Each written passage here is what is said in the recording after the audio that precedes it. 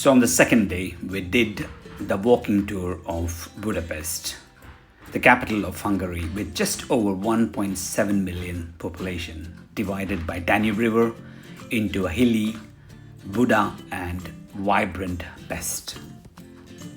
Streets lined with autumn leaves gone in the tree, the beautiful architecture with a mixture of Roman, Ottoman and Habsburg influences makes Budapest very underrated.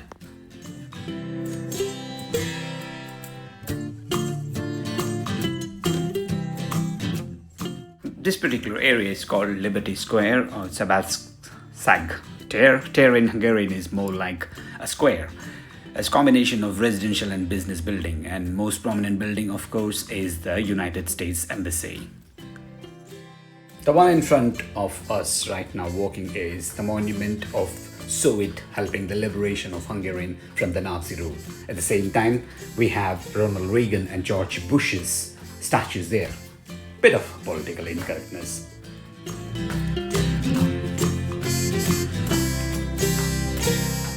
The walk slowly leads us to the most notable and the most popular tourist destination in Budapest, the Hungarian Parliament.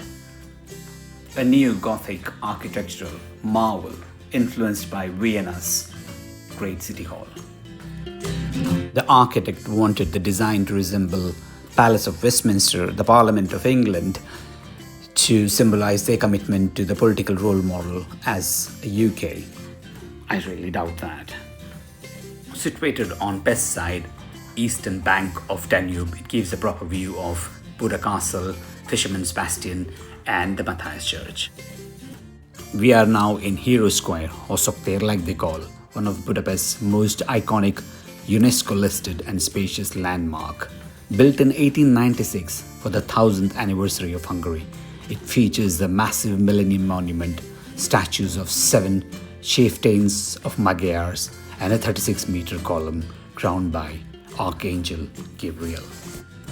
And surrounded by famous buildings like Palace of Exhibitions and Halls of Art.